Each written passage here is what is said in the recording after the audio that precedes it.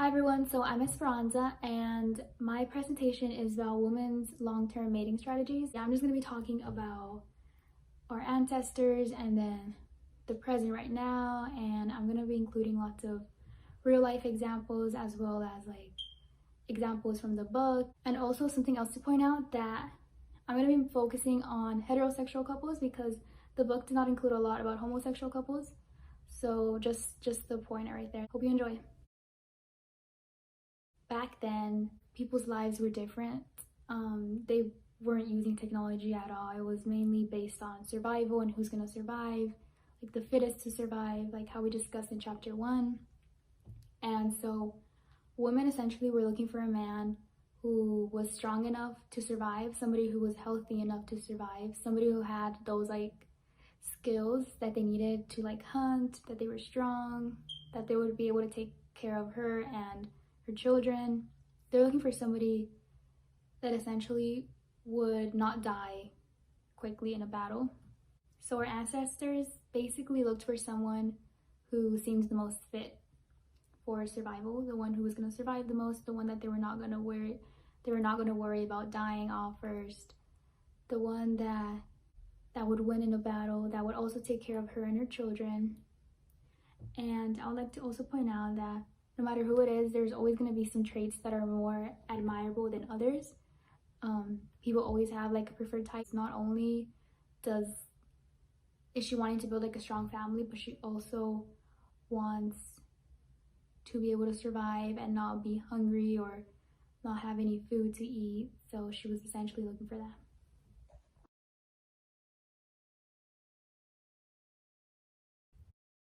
So this is Robert Treiber's theory that he came up with in 1972. And basically what it stands for is that we already know that females can reproduce. So the fact that females know that they can reproduce means that they are looking for a mate that has good qualities that they can pass on to their offspring. So it is known that males have small gametes and females have large gametes. And females want to choose somebody that can protect their child as best as they can, and somebody that will also protect them through any danger as well. So females are known to be bearing, nurturing, protecting. Our ancestors were looking for like a man that had those strong qualities that they were trying to look for. And so they will be more picky on choosing a mate. Like, okay, so they have to have these qualities. And so the woman had like a big job to try to look for somebody that will make their offspring be even stronger and not die off instantly, that will protect them like I keep mentioning. So basically, to summarize what his theories were, is that he believes that the gender that thinks more about offspring, which is known to be women, will be more selective about their mating and who they're gonna marry, who they're gonna have offspring with. And the other that isn't really curious about that or doesn't really take that into account as much, which would be considered males, is that they're looking for somebody that will make them essentially happy, and that they will also be really competitive and try to show off a lot. Regularly, both male and females are looking to invest in children, so it's kind of like a work in progress. It's not that women are more picky in choosing somebody, because both are going to be like looking for somebody that's their type, but women are just a little bit more than men. So mate preferences as evolved psychological mechanisms. If you are a woman, you have two different mans here. Would you rather choose a stingy man that is always messing with you, he's bothering you, he's annoying, or would you rather choose somebody who is more active, who actually makes you happy, who you like to spend time with, who treats you really nice? Which one would you choose? You would obviously choose this one, the one that makes you happy and that makes you laugh, because you do not want to have the burden of a man that doesn't treat you right. And you know, these preferences are always changing over time. It does take a while for them to change, and so it's not like something set, like it changes over time, you know. It's not something set in stone where it never changes. It changes slowly. It's not going to change like in an instant, like in a year. It takes years for it to change, but they do change. And then not only do women have to like look for somebody that like seems attractive, but they also have to kind of see like, is this man like psychologically okay? So what I'm referring to is that they're not they're not like abusive, they're not bullies, they're not somebody that's gonna hit them, that's gonna verbally abuse them, you know? They're not just gonna look for someone with a pretty face. Like they have to also see those qualities of how they are in the inside and how they treat them as well. Next, we're going to be talking about financial prospects and how does that relate to women's preferences. So, women in the US, based on all the studies that they've done, they do view good financial status as a bonus when looking for somebody. And that is because, and not just in the United States, but in many other different places that they did the study in and countries, women seem to prefer somebody with a good, stable income. It's clear that women are going to want something like this because they're not going to want somebody who is struggling to find a job or that's struggling, you know, to pay rent, because they're not going to be able to sustain them as much. And it's not that they're being like gold diggers, it's just that if somebody is already in debt, they're not going to want to get with somebody that's already in more debt, and then they get together and they have pile and pile of debts. Think about it, they're thinking about their future. They're thinking about like, okay, can I see us together, and can we prosper together like financially really well? So typically it is seen that women are looking for somebody with a good like financial stability. And also they see that if the person that they find is financially stable, that there's more opportunities for them. They can actually get a home together. Like if they're both stable, then it's really good because they prosper even more. So money is something that's very important when choosing a mate. The next preference I learned is that women prefer somebody slightly older than them. I found out that it was around 3.5 years older than them. And the reasoning behind this is because it's actually a smart reason. Because men that are slightly older, they already kind of have an idea of what they want to do with their life, if they want to have children or not. They probably already have a job, they already have some kind of like stable income. They're thinking about the future. Maybe they already have the future planned out. So they already know that they have someone like that's secure and that's already been through many patches before, so they kind of already know how to get over them. They're going to be obviously more mature. They're going to already learn all those life skills that someone younger might not already know. And that falls into like physical strength. Like I said, our ancestors would look for somebody that was fit enough to protect them and their family, and that wouldn't run away, that if somebody came in to bother them, that the man would like go in and protect them. And if you put yourself in one of our ancestors' shoes, then you would see that our ancestors would go for somebody that was slightly older because they're more wise, they already know a little bit more than you, and that's just kind of the logic behind that. And then like how I keep mentioning strength is if a woman ever needed like supplies for anything, the man would be like fit enough to like go get the supplies and be able to survive and come back to the woman and their child and wouldn't die off.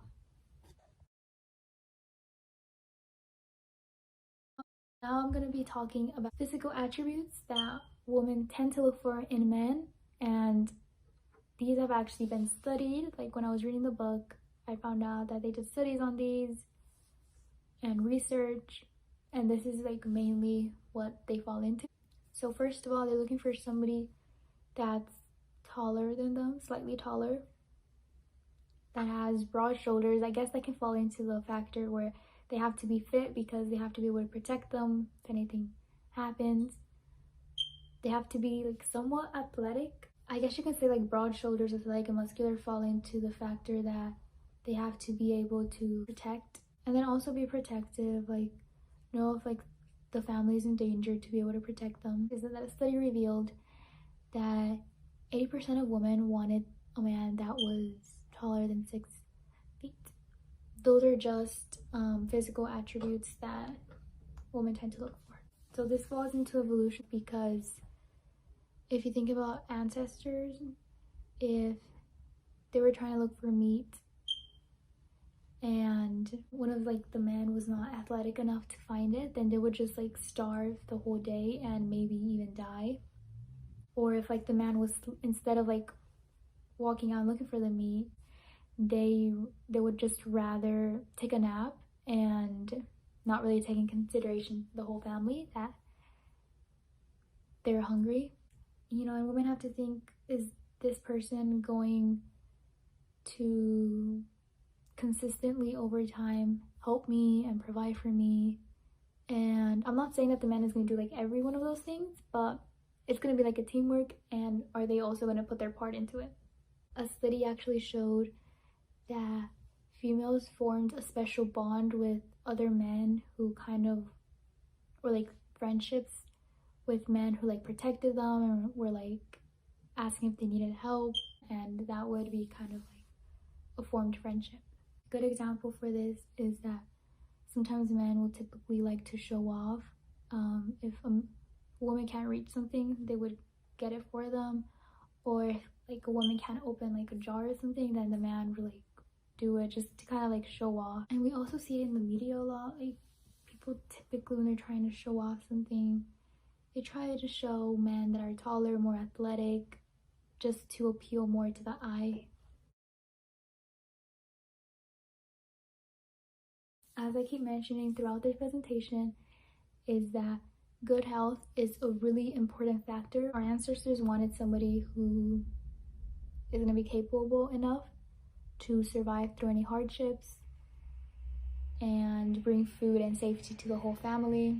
And a lot of our ancestors were actually worried. They didn't know a lot back then of how certain genes were like passed on and stuff. So they were worried that if somebody was unhealthy, like unhealthily fit, that, you know, they're not going to be able to provide for them and their family, or that they would pass on those traits to their offspring. And that's not what they were looking for. They wanted somebody who was going to pass on good attributes to their offspring. You know, being like masculine was a really important trait for them and a key for survival. And then you're probably wondering why you see a picture of George Clooney on the screen, and the reason is because women are looking for somebody who has a symmetrical face. And it's actually really interesting because apparently symmetrical faces seem to be more attractive, and apparently people judge good health by how symmetrical their face is. And so they see this kind of like as a bonus that their children are going to have a symmetrical face. It's a good gene to pass down from their children to their children. And the thing that they find so like attractive about like somebody being like fit and like having a symmetrical face is that they see that as good health and like having a longer chance of surviving. And so when I was looking for examples to show this, I came across this picture of George Clooney where the left side is the fact that he has like a mirror that it's symmetrical, and the other side is like his normal face. But as you can see, it's a very symmetrical face. It's sort of an example of what a symmetrical face would look like.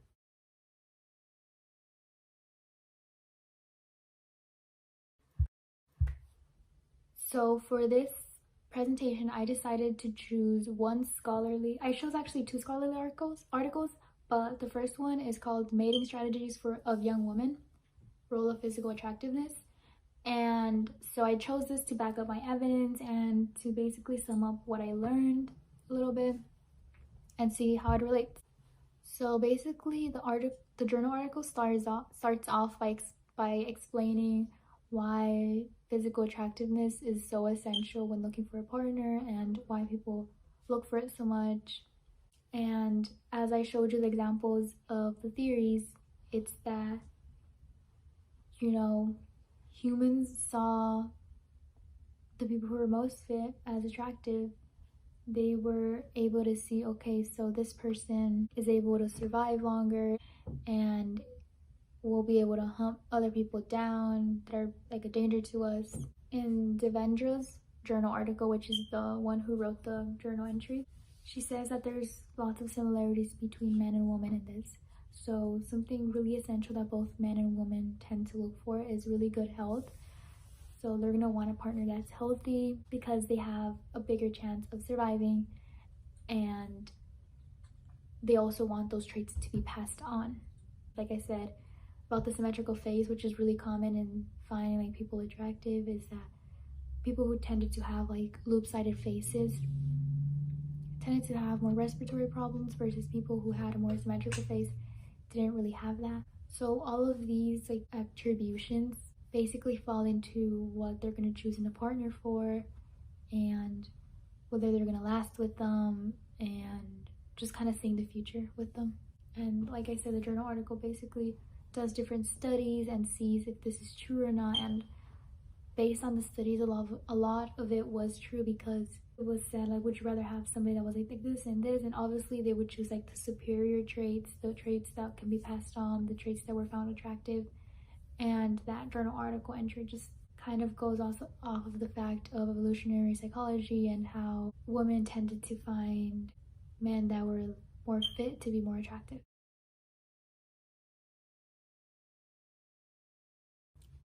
In the second journal article I chose, it was titled Sex Differences When Looking for a Mate, and it was written by 3 people, so there's 3 authors. And essentially by reading the abstract and the content that was in the body paragraphs, it was basically the authors wanted to explore what men and women look for in a mate and kind of compare it. So they did different studies to see if they were looking for like a long-term relationship, short-term, and like different attributes they were looking for. And after they did the studies, they like figured out all the statistics and stuff, and women were seen to be more selective in choosing their mate. And as you can see how I've been talking about in the later slides, that women were looking for somebody that was really fit and had these physical attributes that made them look stronger and be stronger. And that's kind of adding on to the point of the article that women tended to look more for the physical attributes. And if you read the introduction from the journal article, it kind of shows that, you know, people will always have different characteristics that they look for in a mate, whether it be physical, it be internal. They just always have some that they might not know it, but they do have some traits that they're looking for and that they prefer. What the article is trying to explain is that there's going to be multiple people coming in and out of your life, and you're just gonna like learn from each one basically, and then you're able to find the one that suits the best for you. And something that evolutionary psychology has done is that they wanted to explore like the sex differences between looking for a mate and the similarities. And this article, it was a little bit long, but I really learned a lot from it, and it backs up my examples that I used in my slides as well. The next attribute that was found from the textbook was having similar interests as your partner. Something else is a woman's gonna look for somebody that has the same interests in them. That's basically kind of also how you guys probably met, is if you guys have the same political views, having kind of like the same personality and the same interests. You know, you guys are gonna have to have the same interests to meet each other, the same kind of characteristics and humor, and that just kind of is pretty self-explanatory, because you're gonna want somebody who you can talk to stuff about, and that, you know, they're also gonna find what you're saying to be appealing. And that's kind of what shows successful long-term mating. And this is for both men and women, because you're gonna look for somebody who has the same interests as you. So now I'm gonna be talking about celebrities and their love lives, and how what I just talked about kind of relates to them, just so you guys can see how. So we're gonna be talking about Taylor Swift first. Now, Taylor Swift throughout the years has been known to date many guys, and sometimes the relationships work out for a long term, or sometimes they work out only for a short period of time. But what I did was I looked at a list and I saw kind of like the same attributes of the man, of like the men she's dated throughout the years, and just kind of so you can see, like, kind of compare them. So the three men you see on the screen are Jake Gyllenhaal, Taylor Lautner, and Harry Styles. Something similar between them is that they all kind of have a symmetrical face, and I'm pretty sure they all have acting careers as well, so being like famous, being well known is also like an attribute, as I keep mentioning. I think all of them have a deep voice, so that's, I guess, another attribute that I mentioned in my slides. They all typically know how to dress well and impress other people, and I think they're all good with like children, and so I decided to choose them because, as you can see, they all kind of have the same attributes, like athletic, muscular, stuff like that, and they're all well known. And you can see that in Taylor Swift's love life, you can kind of see like a pattern of all the relationships she's had and how those attributes confirm that, yeah, we all have like a type or find certain people attractive based on the same preferences. So next we have Ariana Grande, and she's also a famous, well-known singer that also writes songs about, you know, her relationships. And so I chose three people that she's dated before and kind of showing you guys the similarities of how they look. Okay, so we have Pete Davidson here.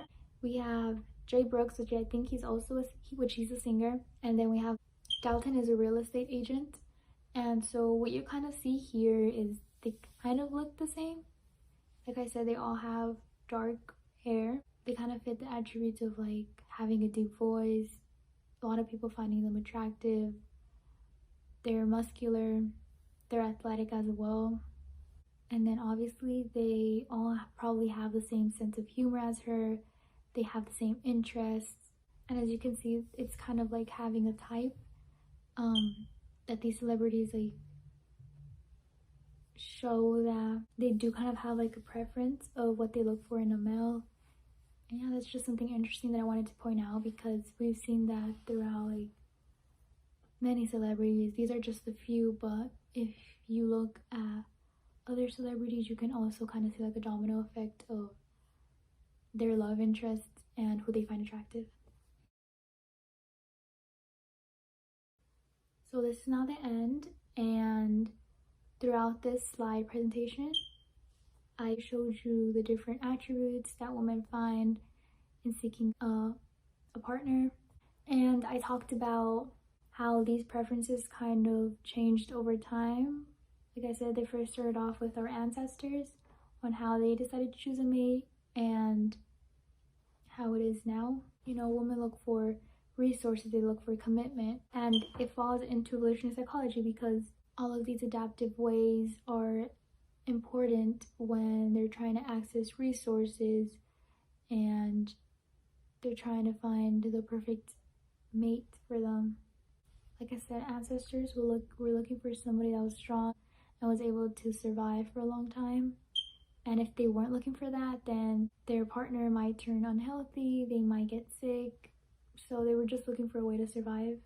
And there's multiple steps, like I said. There's the physical attributes, there's their actions, how they treat other people, kindness, sense of humor, similarities. There's many different. So essentially, if a woman would have mated with like a man that was weak or not seen as strong, then their chances of living would have been really low.